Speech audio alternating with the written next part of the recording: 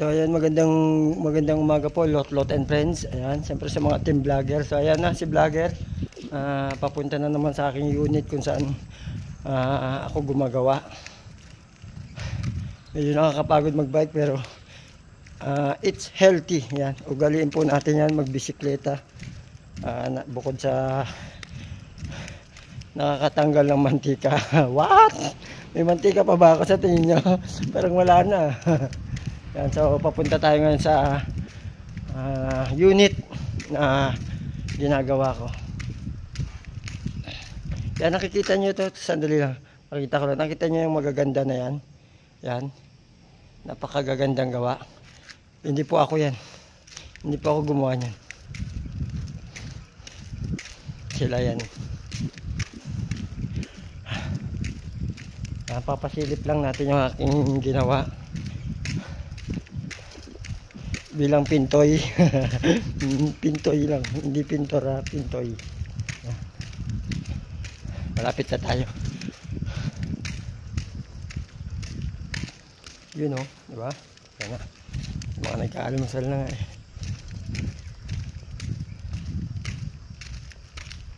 Yan, so ito na. Nandito na tayo.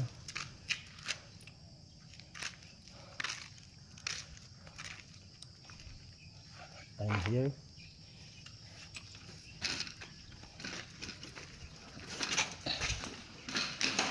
Ito yung pinakita ko nung nakaraan sa aking video na pagagandahin natin. So ngayon hindi pa, pero yung harapan niya medyo natapos na ni vlogger yan.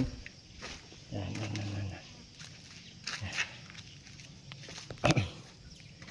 Yan. So ito na lang ano niya, ang medyo kakanain natin. Pero medyo sa banda rito medyo okay na. So hindi natin bibitahon to hanggat hindi tapos. Yan. So yung mga gamit natin wala. Wala pa talaga. Medyo negative pa tayo sa ganda.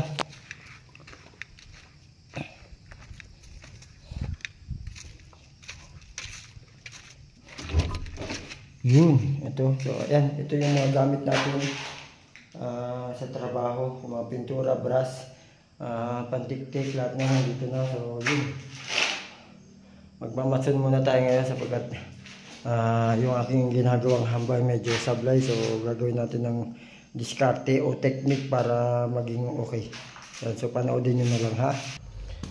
So, ayan ngayon, ang gagawin natin, kukuha tayo ng adhesive para tatapal ko dun sa may kaganina. Yan. Para pumatag siya. Tapos kukuha na rin tayo ng dami-damihan natin. Kukuha na rin tayo ng tawag dito? Simento. Yun. Yan o. Ito yan. So ayan na. So lagyan na natin ng tubig. Siyempre kailangan konti lang.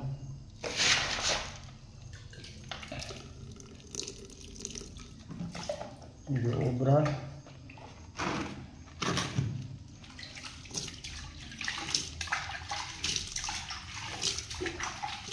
Yun. Tapos pupuntahan na natin siya. Yun, tapos siyempre kailangan natin siyang haluin.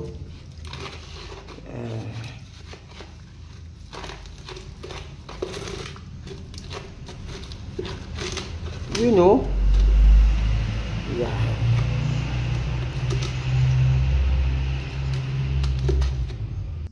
Siyempre ilalabas na natin yung ating kutsara na pangmalakasan. Pangdiinan. Kung sabihin na nga, pangdiinan. Yun. Yun, pak, okay na. Pakita ko lang yung ating lalagyan. So ito po yung ating lalagyan. Yan. So ipapantay natin yan para mapahida na ng pintura. Yan.